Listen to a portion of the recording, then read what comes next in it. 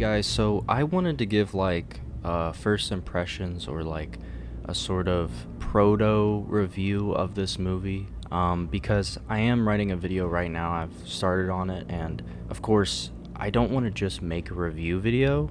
I want to make something that's more complicated, that focuses on something. Try to be like a video essay as much as possible. Usually I want to have some sort of point to it. I want to prove something, provide evidence, or just talk about a personal perspective on it, not just, this movie was great. That's what this video is going to be. This movie was great. I've seen it one time, and I'm hoping to see it again soon, because I really want to experience it as much as I can in the theater. And I experienced it in like a Dolby audio experience, so the freaking Batmobile chase was, shaking the theater and stuff. I guess I'll start with no spoilers. This movie is... I will say, I think the trailer showed a bit too much, because the trailers, I released a video a long time ago, just, gushing over the first trailer that came out, and I was in a call with a few people when that trailer came out, and we watched it, and we went crazy. Like, rarely do I get a trailer where I'm, like, freaking out, and that's what that first trailer was. And so, the next three trailers, all insanely good. They're all freaking amazing, and I think they shouldn't have done that. They showed way too much, because my shock was put into the trailer. So when I got the movie, I was expecting, like, I knew this movie was going to be good. I had no doubt in my mind this movie would be good, and it's great. It's not a perfect 10 out of 10 for me, because I feel like it could be even better. There's not too many like flaws or plot holes like I'm thinking of. I'm just saying, like, as a Batman movie, I think it could go even better than what this is. This is already great. This is already, like, objectively, in my mind, you could argue this is the best Batman movie easily so far. Even though I have like a very nostalgic connection to, the first two Batman movies and stuff like that, just from like a visual standpoint, but this is like the most well-written one, I think. One of the most impressive things to me that I'm seriously happy about is the visuals. The way that this movie looks is very expressionistic. It's not always crystal clear. I'm gonna use an interview in my video on this movie where Matt Reeves explains, this is a very, like, not every shot is perfectly crisp and clear. It's not supposed to look like a Marvel movie. It's supposed to be a sum of the parts into a whole. It's about making you feel like you're there. And that's what this movie is. The style, not just the way it looks, because the noir looks amazing. I'm so glad noir is back, because even if you agree that there is great writing in the Dark Knight trilogy, Batman Begins and The Dark Knight, I will agree. There is some great writing. I love the sort of simplicity of The Dark Knight when it comes to its characters. And it is very well written. But I have to say, and I'm going to comment on this a lot in my video, it doesn't capture what is visually important about Batman, in my opinion, and that is the noir aesthetic. And that noir, it's not just an aesthetic. Noir, the style I will describe with this movie, it is a visual thing, but it also goes into how you perceive the movie, how the shots and editing and how you are visually seeing how things are coming out influences how you see this movie, and it becomes very personal. And even though this is one of the most stylistic movies out right now, it's very, very noir. I'm glad it's such a detective story. Riddler was great, by the way. I'm not even going to be able to comment on all this stuff because I don't have that much time. Even though this is one of the most stylistic movies out right now, it feels the most real. This movie has the most to say about real life. Even though it's this exaggerated world that has a color scheme, thank God a movie has a color scheme now for once. People are so scared of color schemes. I feel like a lot of superhero movies try to be real, so they give us like a very real color scheme where there's barely any color grading. It's sort of turning up the vibrance a little bit, the contrast up a little bit. And there is color grading. Don't get me wrong. They spend a lot of time on color grading. This movie is about intense color grading to the point of like Taxi Driver and like those old noirs where it was like this very intense black and white, more than you would see in other movies in that time. The noir aesthetic is perfect. It's heightened, but it feels real. There's something about it's an expressionistic movie in the sense that all of its stylistic elements are going into trying to make you feel like you're there and trying to give you this emotional realism. It's not trying to be real life. It's a heightened reality that's trying to really put you into the world. And that's probably my favorite part of the movie. Cinematography, the horror elements to this, just incredible. The Batmobile chase is the most well shot, most action packed car chase I've ever seen in my life. I've never seen a car chase done so well and so intensely, so suspenseful. Because, and I'll say this now, you can shoot anything boringly and you can shoot anything amazingly. That Batmobile chase could have been shot terribly boring with these huge wides of what's happening. There's a specific way in which this stuff was created. The way that the camera is on the side of the Batmobile as it drifts, all this stuff. The way that it is viewed and shot is very specific to make this so suspenseful and so intense. The sound design as well is like, the sound design of the Batmobile is like, holy crap. But it's all shot in this very purposeful way that I think films, not just superhero movies, but films in general, more of them should be shot in this way. Of course, this is a very subjective take, this is a very specific way to shoot a movie, but so many movies have this very factory-esque way that they're shot now, and I'm glad that this movie is showing people you don't have to do a movie like that. There's not much fan service in this movie. It's very focused on what it wants to do, and Batman, like, I could talk for so long. I'm just trying to get through like the important stuff here. Robert Pattinson is perfect. I already knew that. You already knew that coming from me. Perfect casting, literally perfect. I could go on and on about how well his performance is. Everyone's performance in this movie was amazing, but I will say one of the most important things to me was the way that Batman was written, and I knew he was going to be written really well, and I'm glad to say that he's a very flawed character who has issues, who makes mistakes, who is a very, very intelligent person who stands up to Riddler and has to solve these mysteries, and I just love the way that this is like a crime mystery detective drama. It's so noir, it's so great, but he is not perfect, and I love that the theme of this film, which I won't spoil right now, but the theme of the film is very impactful, and it's not exactly what you're thinking it would be, even if you're a Batman fan, but I love the message of this movie. Now, it's not a perfect movie, it's not a perfect 10 out of 10 for me, because I think some of it could have been even stronger, but the bar that this sets is so high. I feel like it can be even better, but that doesn't mean it's not good. Like, this is insanely good. The more I think about the movie, the more I like it. I had a few issues with the movie where I was sort of expecting, like, I guess I'll go into spoiler territory now. So spoiler warning, I won't talk about too much because I don't have much time, but I will say the Penguin is in the movie, obviously, and there's the Iceberg Lounge, and I went to go watch it with someone, and I told them, if there's not an iceberg in there, I'm gonna be mad. And there wasn't. There was no iceberg to be found in there. And I know that might seem like a fan service type of comment to make, but why call it the Iceberg Lounge if there's no iceberg in it? I'm just concerned that this movie will be... I hope that Matt Reeves doesn't try to make it too realistic where it's sort of like the Nolanverse. I don't want this to be at all like the Nolanverse. I want it to embrace those wacky things, like that fantastical, fat, huge iceberg that just makes no sense. I want that there, because Batman isn't all about making everything realistic. It's also about those fantastical elements, those wacky, crazy elements that you absolutely can ground in reality, that you absolutely can make dark and gritty in this noir crazy world. You can make it dark and real and apply to our modern world. You can have those crazy things. So I'm hoping in the next movie that it really goes in depth on like if you have the Penguin, don't shy away from giving him the the wacky hat, the wacky cane with the penguin on it. You can make these characters comic booky while still having them match this world.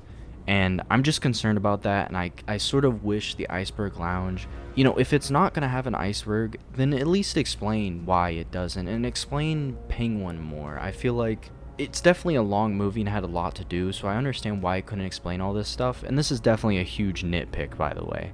But I'm hoping that it wants to embrace those comic book things, because I'm glad that it has that stylistic element of Batman that I've always wanted in the movies, that I think only Tim Burton's movies ever really got somewhat right. But I think it could go a little bit further with it, and I'm hoping that's sort of what it's setting up here.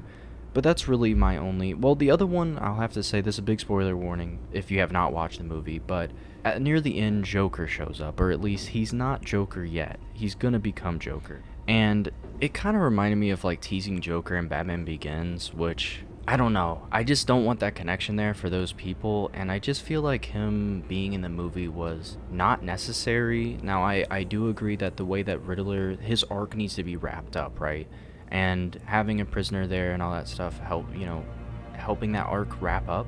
The need to have Joker in here is just like, please don't go into Dark Knight trilogy territory. I really don't want this to be anything like that trilogy, and I don't want it to set up Joker to be the main villain. And I'm not saying that he will be. I don't think he's going to be the main villain. I hope he's not the main villain of any of these movies, because as much as I like the Joker, I just don't want to. We've seen him so many times, and we only have a limited amount of movies. I want to show the people who deserve to be on screen. You know, the Mad Hatter, Black Mask, Anarchy.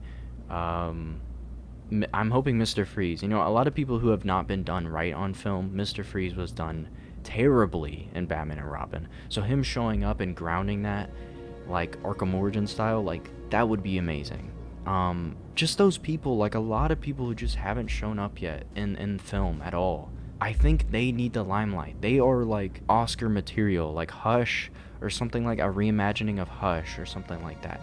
These characters are Oscar material, but all you ever hear about is Joker, and I don't want it to be too focused on Joker. If Joker's going to be in here, I want him to be sort of like a messenger, a guy that Batman goes to see in a jail cell, and that's pretty much it. I don't want him to be this huge thing, because we've gotten him so much, and I love him, and I'll never get tired of Joker, but we only have limited time here. We don't have infinite Batman movies here, and we only have enough slots for villains, and I think that slot should go to another villain that has never gotten the limelight ever, so that's all I'm gonna say about that. But other spoilers, I'm trying to think. I just wanted to get my general thoughts out there. I could talk about this forever, like everything that happens in the movie, but I will say, the Riddler was done perfectly. I love the Zodiac influence. I don't need him to be exactly like the comics, and I love this sort of,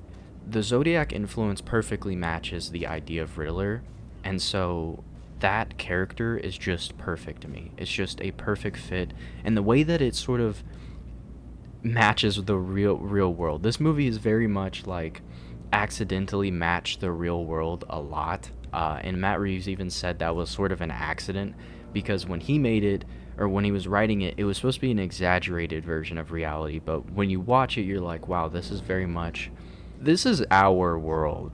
Almost, it's definitely heightened, but it's our world, and I love that the Riddler is very much a very real character that could actually exist. I mean, the Zodiac existed, so he's perfect. And every actor in this movie, Jim Gordon was awesome. I love Jim Gordon. Catwoman, I will say, I still love Michelle Pfeiffer. She's my favorite Catwoman. But I think Zoe Kravitz still has potential.